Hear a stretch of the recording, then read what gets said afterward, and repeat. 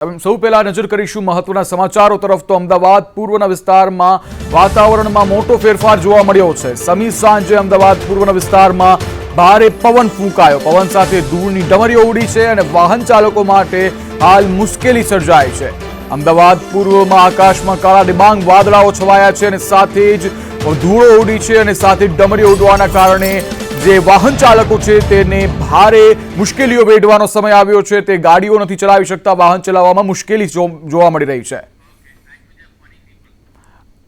સમગ્ર માહિતી સાથે અમારા સંવાદદાતા નિકુલ જોડાઈ ચૂક્યા છે। નિકુલ, શું છે સમગ્ર માહોલ? उत्सव अमदावाद शहर ની અંદર ભર ઉનાળે જે છે વરસાદની શરૂઆત થઈ છે। ભારે પવન છે તે અત્યારે શહેરની અંદર ફૂંકાઈ રહ્યો છે।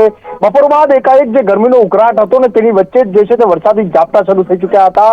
કમોસમીની અમદાવાદ શહેરની અંદર શરૂઆત થઈ, ઘણા વિસ્તારોની અંદર કમોસમી વરસાદ વરસ્યો અને ત્યારબાદ તેના 1 કલાક બાદ જ સવી શાંતિ જે છે તે ભારે પવનની શરૂઆત છે તે અમદાવાદ શહેરની અંદર થઈ છે।